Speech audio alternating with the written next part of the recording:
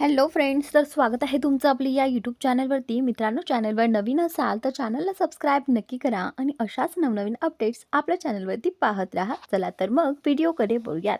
तर आता इंद्राने इथे डेकोरेशनसाठी त्याला जशी फुलं हवी होती तशी फुलं तो घेऊन आलेला असतो आणि तो गाडीमध्येच असतो.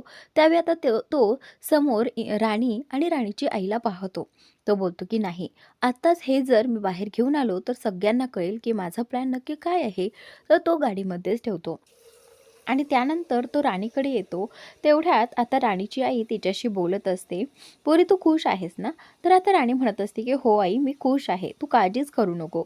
तर आता इंद्रा बोलतो की "आई, तुम्ही ठीक आहेत ना?" तर आता ती बोलते की "हो, मीही ठीक आहे. चल राणी, आता मी निघते, मला निघायला हवं." असं म्हणत राणीची आई जी आहे ती तिथून निघते. तर ते इंद्रा बोलतो की ठीक आहे. त्यानंतर इंद्रा राणीकडे पाहतच राहतो, कारण आज राणी खूप सुंदर दिसत असते आणि इकडे राणी जी आहे ती इंद्राला म्हणत असते की "सर, तुमचं लक्ष कुठे आहे?" तर आता राणीला इंद्राशी बोलायचं असतं, पण त्यावेळी इंद्राचं लक्ष मात्र फक्त तिच्यावरच असतं. तर आता राणी बोलणारच असते, तेवढ्यातच तिथे अजित येतो आणि अजित बोलतो की "दादा, अरे काय चाललंय तुझं? चल लवकर, आपल्याला आवरायचं आहे." असं म्हणत तो इंद्राचा हात पकडून तो इंद्राला घेऊन जातो आणि त्यानंतर मात्र राणी इथेच उभी राहते. इंद्रा जो आहे तो आणखीनही राणीकडेच पाहण्यात गुंग झालेला असतो. इंद्रा रूममध्ये येतो आणि त्यावेळी अजित बोलतो की "हे बघ दादा, तुझी आणि वहिनीची पहिली संक्रांत आहे आणि त्याचमुळे आज तुला हा ड्रेस घालावा लागेल आणि हे दागिने देखील घालावे लागतील. छान मस्त रेडी होऊन तू खाली ये." असं म्हणत आता अजित जो आहे तो तिथून खाली गेलेला आहे आणि इंद्रा स्वतः इकडे रेडी होत आहे.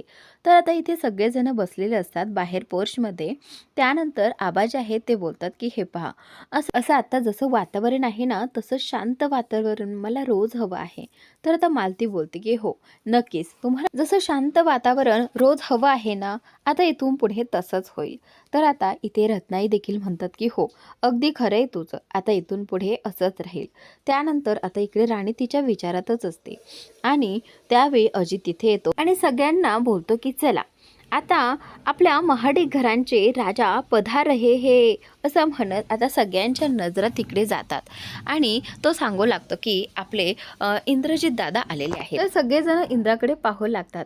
मालती आणि आबा जे आहे ते इंद्राला पाहून प्रचंड खुश झालेले आहेत, कारण इंद्रा देखील आज खूप छान दिसत असतो, खूप हँडसम दिसत असतो. आणि त्यानंतर इकडे विक्रमने आणि या उर्मिलाने तोंड तर वाकडंच केलेलं आहे इंद्राला पाहून, कारण त्यांना इंद्राच त्यांच्या डोळ्यासमोर सहन होत नसतो. तर आता इकडे मालती जी आहे ती देखील खुश असते. पण त्यानंतर अजित जो आहे तो बोलतो की "चला, आता आपण फोटो काढूयात. अगोदर दादा आणि वहिनींचे फोटो घेऊयात, म्हणजे त्यांची पहिली संक्रांत आहे ना." असं म्हणत आता तो इंद्राला आणि राणीला शेजारी उभं करायला सांगतो. आणि त्यानंतर इकडे राणी जी आहे ती सॅड दिसते. त्यावेळी इंद्रा जो आहे तो राणीला विचारू लागतो की "राणी, काही प्रॉब्लेम तर नाही ना?" त्यावेळी राणी बोलते की "नाही सर." असं म्हणत आता इथे ते दोघेही जण शेजारी उभे राहतात. त्यावेळी अजित सांगतो की "अरे इंद्रदादा, तू ना वहिनीच्या खांद्यावरती हात ठेव ना." तर तेवढ्यातच तो हात ठेवतो आणि पुन्हा विचारू लागतो. तर त्यावेळी अजित बोलतो की "हे पहा, तुम्ही गप्पा मारू नका, इकडे पहा आणि फोटोकडे लक्ष द्या." असं म्हणत तो फोटो काढू लागतो. त्या दोघांचा फोटो काढून झाल्यानंतर त्या सगळ्यांचा फॅमिली फोटो देखील काढतात आणि अजित एकटाच राहिलेला असतो. त्यावेळी तो बोलतो की "थांबा, मलाही सेल्फी काढू द्यात, मी एकटाच राहिलोय ना." असं म्हणत तो देखील त्या सगळ्यांबरोबर सेल्फी काढतो. आणि त्यानंतर आता मालती आणि आबा बोलतात की "चला, आता आपल्याला निघायला हवं." असं म्हणत आता आबा, मालती, विक्रम, उर्मिला सगळेजण निघायच्या तयारीत असतात. तर आता घरी राहणार असतात फक्त राणी आणि इंद्रा. तर त्यावेळी मालती जी आहे जाताना राणीला सांगते, "हे बघ राणी, आता तुझ्याकडे एकच पर्याय आहे. जर आता तू हे नातं इथे सांभाळलं तर ठीक होईल, नंतर पुढे जाऊन तुलाच जास्त त्रास होईल. खोट्याच्या आधारावर नातं टिकत नाही. आणि बघ आता, तुलाच तुझा निर्णय घ्यायचा आहे. मी जोपर्यंत वापस येते तोपर्यंत तू इथून गेलेली हवी आहेस मला." मला ती एवढं बोलते आणि त्यानंतर बोलते की मोठ्याने बोलते, "हे बघ राणी, आता आम्ही चाललोय, पण घराकडे तुला लक्ष द्यायला हवं. जाताना येताना गॅस बंद आहे की नाही ते तू चेक करायचं. तर राणीला सगळं काही सांगून आता मालती गाडीमध्ये बसलेली आहे. तर त्यानंतर आबांनी देखील इंद्राला घराकडे लक्ष ठेवायला सांगितलेलं आहे. तर आता बिनधास्तपणे इंद्राने आबांना बाहेर जायला सांगितलेलं आहे. तर आता सगळेजण गाडीमध्ये बसून निघतात आणि इकडे राणी आणि इंद्रा दोघे जण राहतात. राणी बोलते की सर मला तुमच्याशी बोलायचं आहे. तर आता इंद्रा बोलतो की हे बघ राणी, आता घरी कोणीच नाही आहेत, आता फक्त आपण दोघेच आहोत, म्हटल्यानंतर आपण कधीही बोलू शकतो असं म्हणत आता इंद्रा जो आहे तो राणीला बोलतो की हे बघ आत्ता मला वेळ नाही आहे, आत्ता तू जा आणि तुला वॉर्डरोबमध्ये एक साडी ठेवली आहे ती नेसून तू गच्चीवरती ये, मला तुझ्याशी तिथेच बोलायचं आहे असं म्हणत तो राणीचा एक शब्दही ऐकत नाही आणि राणीला पाठवून देतो. राणी तिच्या रूममध्ये आलेली आहे आणि रूममध्ये आल्यानंतर ती तिच्याच विचारत असते. बोलते की सर किती चांगले आहेत आणि आत्ताही माझ्याशी किती चांगलं वागतायत. खरं तर मला मालती मॅडमवरती विश्वासच बसत नाही. मला वाटतं हे सगळं फक्त आमच्या नात्यात विष पेरण्यासाठी चाललं असावं. तर त्यानंतर ती वॉर्डरोब खोलून पाहते आणि तिथे पाहते की तिच्यासाठी एक रेड कलरची मस्त छान साडी ठेवलेली असते, तेही इंद्राच्या चॉईसने.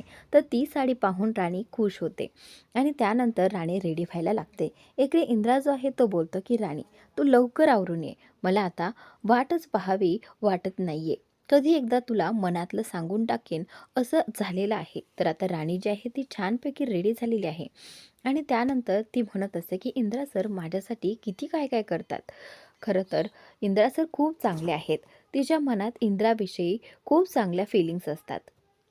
तर आता इंद्रा जो आहे तो इकडे चक्रा मारत असतो आणि म्हणत असतो आणखीन काही राहिलं तर नाही ना, म्हणजे काही करायला हवं आहे का, नाही नाही सगळं काही झालं आहे. तो त्याच्या मनाशीच बोलत असतो आणि म्हणतो की मला आता रिहर्सल करायला पाहिजे, म्हणजे राणीसोबत काय बोलायचं आहे आणि काय नाही, नाहीतर पुन्हा कन्फ्यूज होईल.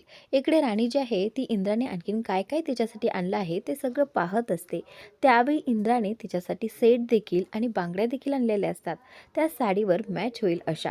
तर त्यावेळी आता ती सगळं काही घालून घेते आणि तेवढ्यात तिचं एक कानातलं तिथेच वॉर्डरोबमध्ये राहिलेलं आहे, ती शोधू लागते आणि ते शोधत असताना तिथेच तिला एका टॉवेलमध्ये एक चिठ्ठी दिसते आणि ती आता चिठ्ठी खाली पडलेली आहे.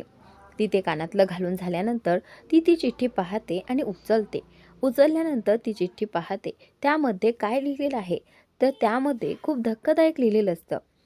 जे काही मालती मॅडमने बोललेलं आहे ते सगळं खरं आहे हे या चिठ्ठीतून तिला कळतं आणि त्याचनंतर राणीला पुन्हा एकदा धक्का बसतो.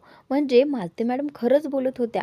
बुवा आणि इंद्रा सरांनी जे काही वागले ते सगळं खरं होतं. आता राणीला खूप मोठा धक्का बसलेला आहे. इकडे इंद्रा जो आहे तो राणीसाठी काय करू आणि काय नाही असं त्याला झालेलं असतं. त्याने सगळं काही डेकोरेट करून झालेलं असतं. पुन्हा एकदा सगळं काही चेक करून पाहतो, सगळं व्यवस्थित आहे की नाही. तिथल्या लाईट्स वगैरे सगळं काही चेक करून पाहतो, ऑन होतात की नाही, ऑफ होतात की नाही. तर आता तो फक्त राणीचीच वाट पाहत असतो. तो म्हणतो की माझ्या मनात जे आहे तेही राणीच्या मनात असायला हवं. तर त्यानंतर आता इकडे राणीचं सगळं काही आवरून झालेलं असतं आणि राणी जिन्यावरून वरती यायलाच लागलेली असते. त्याआधी इकडे इंद्रा राणी जिथे उभी राहणार आहे तिथे सगळीकडे गुलाबाच्या पाकळ्यांनी ती जागा भरून टाकतो आणि इकडे राणी जिना चढत चढत हळूहळू येत असते. त्यावेळी तिला मालतीचं सगळं काही बोलणं आठवतं, कशा प्रकारे मालती मॅडम तिला बोलल्या होत्या आणि आता त्या चिठ्ठीतही तेच आहे म्हटल्यानंतर हे सगळं खरं आहे. आणि राणीला अगोदर विश्वास बसला नव्हता, पण आता तिला असं वाटायला लागतं की हो कदाचित ह्या जाब मी सरांना विचारायलाच हवा. तर आता इंद्रा इकडे रिहर्सल करत असतो, कशा प्रकारे तो तिला रोज देऊन प्रपोज करणार आहे त्याची रिहर्सल इकडे चालूच असते. पण राणी आल्या आल्याच त्याच्यावरती प्रश्नांचा भडीमार सुरू करते. मित्रांनो, आजचा प्रोमो ही पुढे ढकललेलाच नाहीये. जो काही कालचा प्रोमो होता, राणीने त्याला प्रश्न विचारले आणि मग त्या सगळ्याची त्याने उत्तरं दिली. हा जो प्रोमो पुढील भागात दाखवला गेलेला आहे. तर मित्रांनो, आजचा भाग इथेच संपलेला आहे. पुढील भाग नक्की पहा आणि चॅनलला सबस्क्राईब नक्की करा.